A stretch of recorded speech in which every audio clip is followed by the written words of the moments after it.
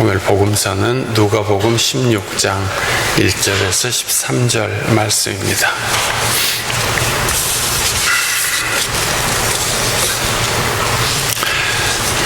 누가복음 16장 1절에서 13절에 기록된 하나님의 말씀.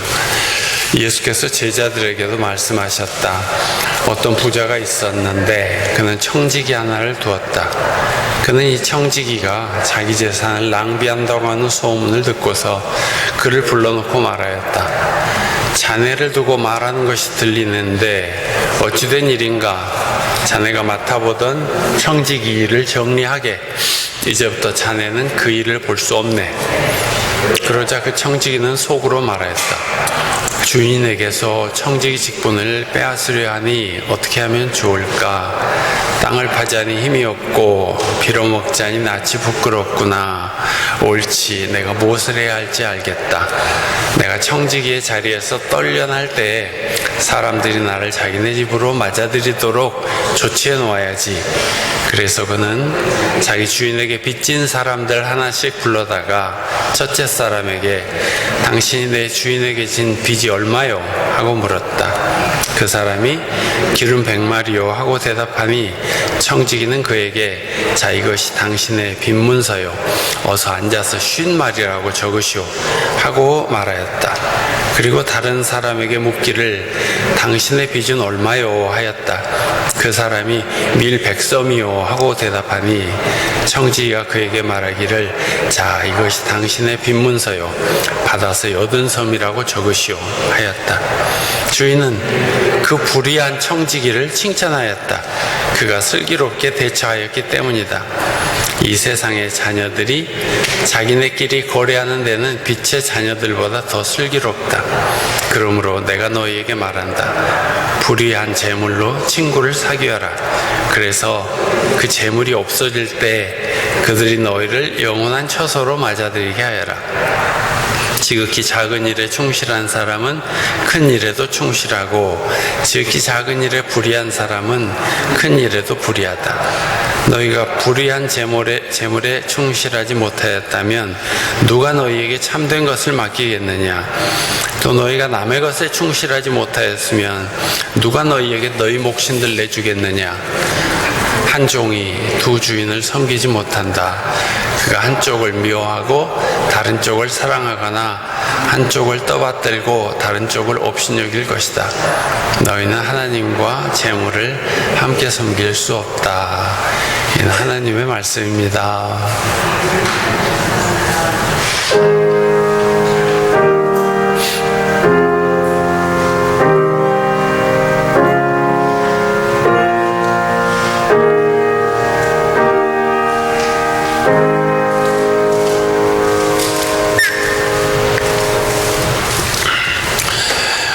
하나님 말씀의 은혜가 우리 가운데 임하시기를 빕니다. 자연 생태계에는 먹이사슬이라는 것이 있죠. 먹고 또 먹히고 하면서 살아가죠. 서열도 있는 것 같습니다. 집단 생활을 하는 늑대 무리를 보니까 먹이가 생기면 가장 먼저 힘센 대장이 그것을 먹습니다. 누가 새치기 하려 들면 혼나죠. 그 다음에 차석이 먹고 그 다음에 차차석이 먹고 뭐 이런 식으로 가는 것 같습니다. 근데 사람 세상도 그랬습니다. 옛날부터 힘센 사람이 위에 있어서 힘없는 사람들을 부리고 빼앗고 살았습니다. 그래, 힘없는 사람은 늘 살기 어려웠죠. 그런데 이 약육강식의 질서에 제동을 거는 브레이크가 사람 세계에만 있었는데 그것은 성경입니다. 대표적으로 오늘 아모스 본문을 보면 적나라하게 묘사되는데 빈궁한 사람들을 짓밟고 가난한 사람들을 망하게 하는 자들아, 이 말을 들어라. 너희가 기껏 한다는 말이 초하루 축제가 언제 지나서 우리가 곡식을 팔 수 있을까? 안식일이 언제 지나서 우리가 밀을 낼 수 있을까? 되는 줄이고 추는 늘리면서 가짜 저울로 속이자. 헐값에 가난한 사람들을 사자. 찌꺼기 밀까지도 팔아먹자. 이런 말들을 하는구나. 주님께서 야곱의 자랑을 걸고 맹세하신다. 그들이 한 일, 그 어느 것도 내가 두고 있지 않겠다. 그런 말씀이 있습니다. 어떻게 하면 가난한 사람들의 것을 빼앗아 더 부자가 될까 늘 궁리하는 모습들이 그려집니다. 그리고 하나님은 가난한 사람들을 짓밟고 착취하는 힘센 사람들의 악행을 잊지 않으신다고 했습니다. 성경에는 하나님께서 힘센 사람들보다 힘없는 사람들을 도우신다고 기록됩니다. 사람들의 관행이 어떻고 역사가 어떻고 효율이 어떻고 말하더라 소용없습니다. 하나님께서는 부모님의 마음처럼 약한 자식에게 마음이 더 쓰입니다. 그래서 서로 싸우지 않고 착취하지 않고 사랑하면서 평화롭게 살기를 원하십니다. 그렇지 않으면 약한 사람들은, 힘없는 사람들은 늘 밀리면서 당하고 울고 어렵게 살아가지 않겠습니까? 디모데전서 2장 신약성경에는 오늘 이런 말씀이 있습니다. 하나님께서는 모든 사람이 다 구원을 얻고 진리를 알게 되기를 원하신다. 힘이 센 사람들은 대개 남자죠. 그래서 바울 사도는 또 이렇게 쓰십니다. 나는 남자들이 화를 내거나 말다툼을 하는 일 없이 모든 곳에서 거룩한 손을 들어 기도하기를 바랍니다 했습니다. 세상 사람들이 다 교회에 다닌다면 예배 때마다 설교 잘 듣고 성경을 잘 읽고 주님의 말씀을 실천하면서 살아간다면 세상에 이렇게 많은 범죄와 전쟁과 폭력이 없겠죠. 세상 사람들이 다 우리 교회 남자들만 같다면 살기 좋은 세상이 될 것 같습니다. 고백교회 남신도 여러분, 여러분의 신앙과 생활은 세상의 소금이고 빛입니다. 사람들은 몰라주더라도 전능하신 하나님께서 다 헤아리고 계시니 꾸준히 의롭게 살아가시기를 바랍니다. 오늘 복음서에는 이해하기 어려운 말씀이 하나 있습니다. 어떤 부자에게 청지기가 있었는데 자신이 해고될 것 같으니까 주인 재물로 선심을 써서 빚쟁이들의 인심을 얻는 약삭빠른 종 이야기가 나옵니다. 그런데 주인은 그 종을 칭찬한다는 것입니다. 이상한 주인이죠. 본문에는 그 종이 슬기롭게 대처했기 때문이다, 그렇게 기록되어 있습니다. 자기 재산이 더 축나게 될 판인데 그것은 별로 관심이 없고, 그 종이 아직 열쇠를 갖고 있을 때에 자기 미래를 위해서 슬기롭게 대처한 것을 칭찬했다, 그런 이야기입니다. 우리에게도 맡겨진 것이 있는데 그것을 지혜롭게 자신에게 유익하게 잘 쓰라는 말씀이겠죠. 우리에게도 맡겨진 재물이 있죠. 그것을 어떻게 써야 잘 쓰는 것일까? 내가 너희에게 말한다. 불의한 재물로 친구를 사귀어라. 먼 옛날부터 재물, 즉 많은 돈은 성격상 불의한 것이었습니다. 재물로 자기 미래를 위하여 횡령한 이 약삭빠른 종 이야기를 하신 것은 우리도 재물을 가지고 있을 때, 즉 살아있는 동안에 내세를 위하여 유익하게 사용하라는 말씀입니다. 그 종처럼 횡령하고 거짓말하고 그러라는 말이 아니라 자기가 살아있는 동안 하나님께서 맡겨주신 것을 갖고 자기를 위하여 유익하게 사용하라, 그런 가르침이죠. 즉 갚을 길이 없는 가난하고 취약한 사람들을 위해서 쓰라는 말씀입니다.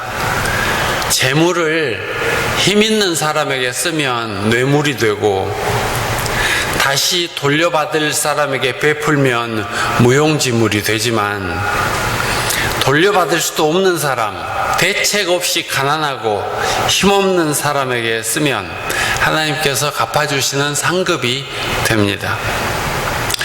오늘 복음서 이야기의 요점은 재물을 섬기지 말고 그것을 잘 써버려라, 그런 이야기입니다.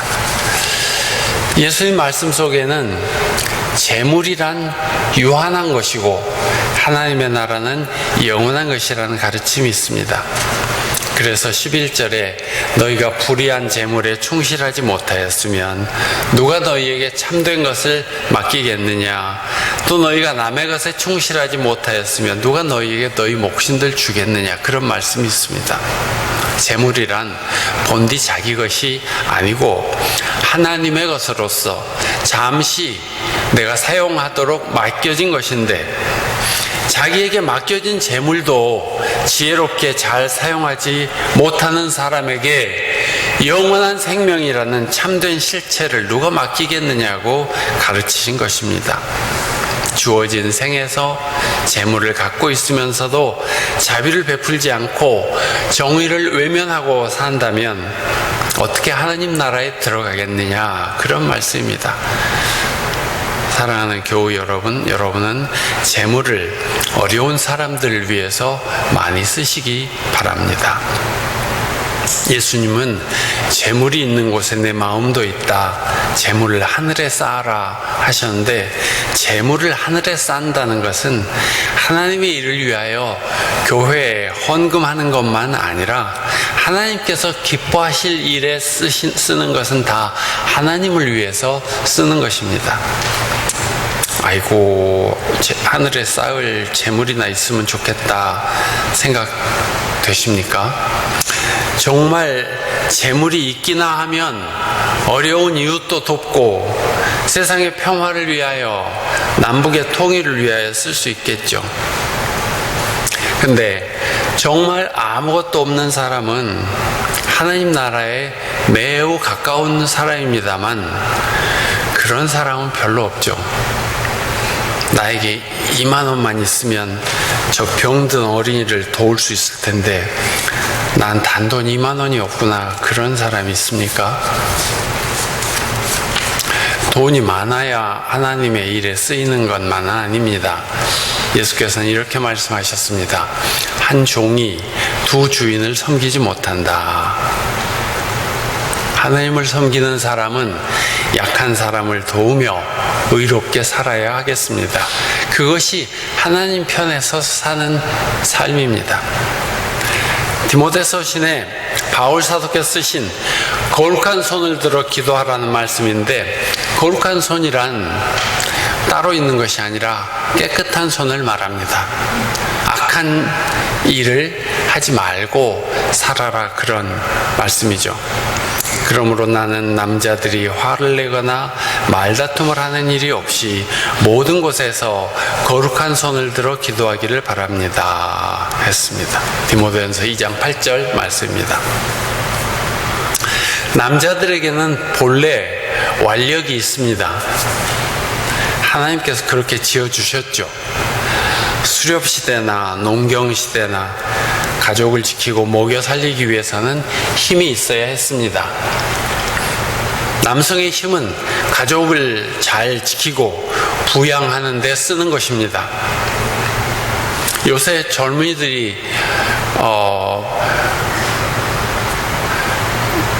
결혼하기 위해서 프로포즈를 할 때 서양 사람들처럼 한쪽 무릎을 꿇고 하대요. 그러니까 우리는 생소한 일이라서 저게 무슨 의미가 있을까 생각해 보았는데, 내가 당신을 확실하게 지켜주고 섬기겠습니다 하는 남자의 그 고백이라 혹은 몸짓이라 그렇게 볼 것 같습니다. 진정으로 몸과 마음이 강한 사람이 할 수 있는 일이죠. 그래서 결혼을 하면 서로 힘겨루기를 할 것이 아니라 서로의 장점을 잘 살려서 사랑하며 튼튼한 가정을 이루어야죠. 그런데 남자들 가운데는 그 힘을 잘 못 쓰는 사람들이 많습니다. 서울의 신당동 지하철 역사에서는 좋아한다고 쫓아다니던 여자를 살해하는 사건이 일어났죠. 또 엊그제 한국과 미국 국방부 관리들이라는 남자들이 만나서 이런 합의를 보았다고 발표했습니다. 미국 쪽에는 사탄 같은 여자도 하나 있었습니다.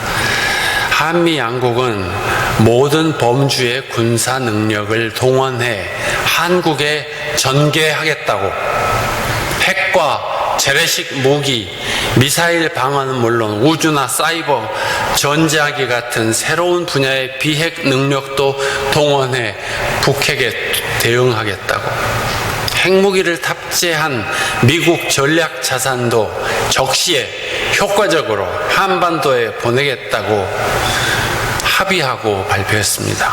이거 참 큰일 났습니다. 이건 나쁜 일입니다. 두려운 일입니다.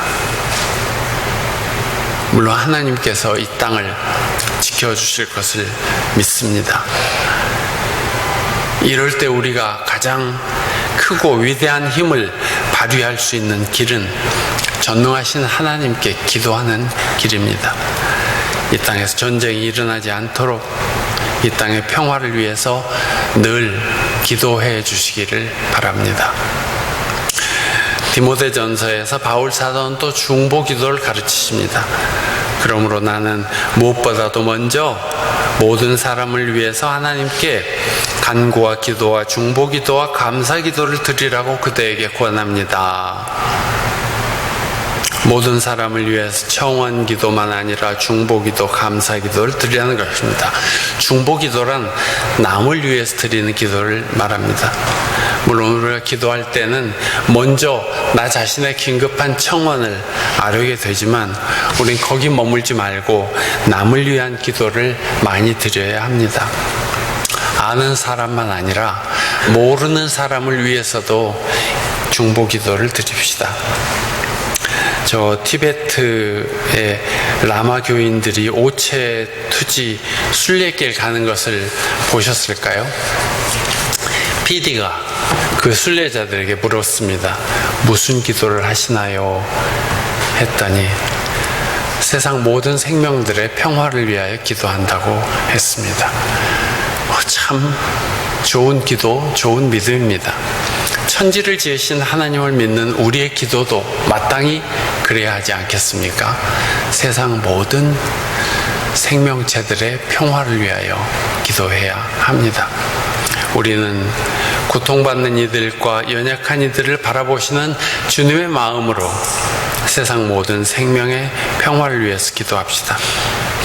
세상 모든 남자들이 다 우리 교회 남자들만 같다면 전쟁도 일어나지 않을 것이고 세상에 가정폭력이라는 것도 없겠죠. 자녀들은 그 안에서 두려움 없이 건강한 몸과 마음으로 성장할 것이고 교회마다 행복한 웃음소리, 즐거운 찬양소리가 높이 높이 울려 퍼질 것이고 세상은 평화롭고 아름다운 세상이 되겠죠.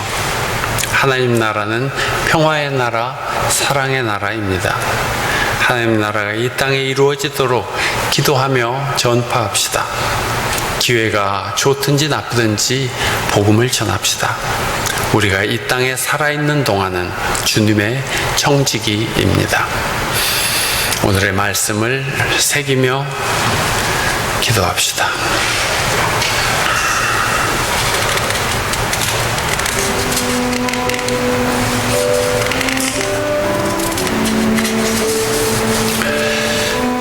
한 종이 두 주인을 섬기지 못한다. 너희는 하나님과 재물을 함께 섬길 수 없다.